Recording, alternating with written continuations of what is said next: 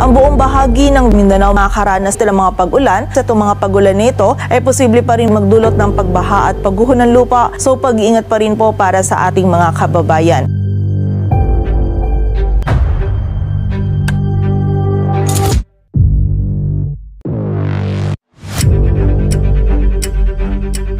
Manatiling may kaalaman at manatiling ligtas sa pamamagitan ng pagbisita sa aming YouTube channel para sa mga real-time na ulat panahon sa ating bansa. Laging tandaan, maging alerto at iba yung pag-iingat sa banta ng ulan, baha at pagguho ng lupa. Ngayon, oras na para marinig mula sa ekspertong meteorologist. Bibigyan tayo ng malalim na pagsusuri sa lagay ng panahon at ipapaliwanag ang anumang mahalagang kaganapan sa ating panahon ngayon o sa mga darating pang araw. Ang buong bahagi ng Visayas ngayong araw ay makakaranas din ng bahagyang maulap hanggang sa maulap na kalangitan. Meron pa rin tayo mga tsansa ng mga pag-ulan, pagkidlat at pagkulog dulot po yan ng easterlies at ng mga localized thunderstorms. Itong mga pag-ulan nito ay posible pa rin maging malalakas na pag-ulan na maaaring magdulot ng pagbaha at pagguho ng lupa. So pag-iingat pa rin po para sa ating mga kababayan.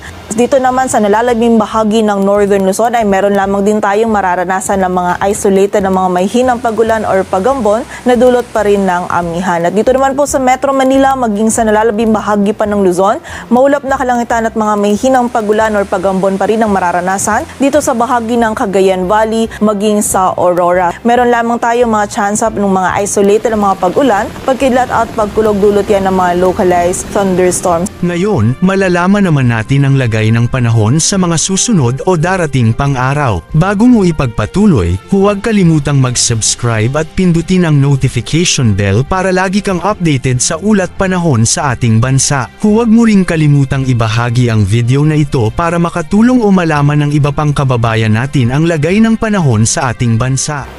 At para naman sa 3-day outlook ng mga key cities ng ating bansa, dito naman sa bahagi ng Visayas, partikular na yan sa Metro Cebu, Iloilo City at Tacloban City, ay patuloy din po tayo makakaranas ng bahagyang maulap hanggang sa maulap na kalangitan at meron lamang tayo mga chance pa din ng mga isolated na mga pag-ulan, dulot ng easterlies at ng mga localized thunderstorms. Ang malaking bahagi ng Luzon kasama na dyan ng Metro Manila, Baguio City, Legazpi City ay patuloy nga po makakaranas ng generally fair weather condition. Maliban na lamang yan sa mga tsansa pa rin ng mga isolated na mga pag-ulan, dulot ng mga localized thunderstorms. And dito rin po sa bahagi ng Baguio City by Tuesday and Wednesday ay meron din tayo mga tsansa ng mga isolated na mga may hinang pag-ulan or pagambon na dulot naman ng amihan.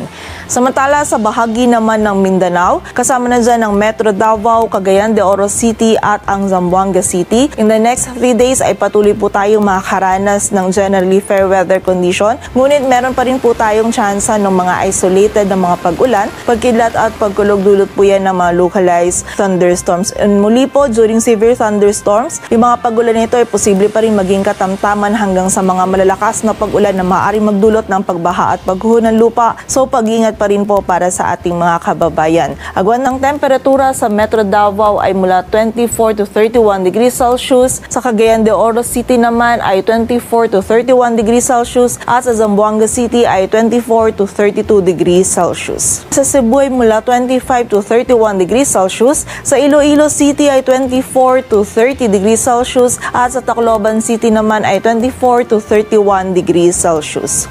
Agwat ng temperatura sa Metro Manila ay mula 21 to 31 degrees Celsius.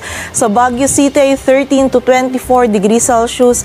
Sa Legazpi City naman ay 24 to 31 degrees Celsius.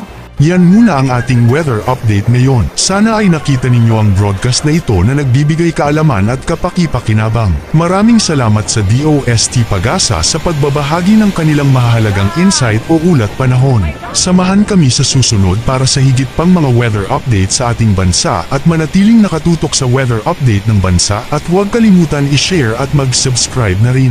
Mabuhay ang Pilipinas!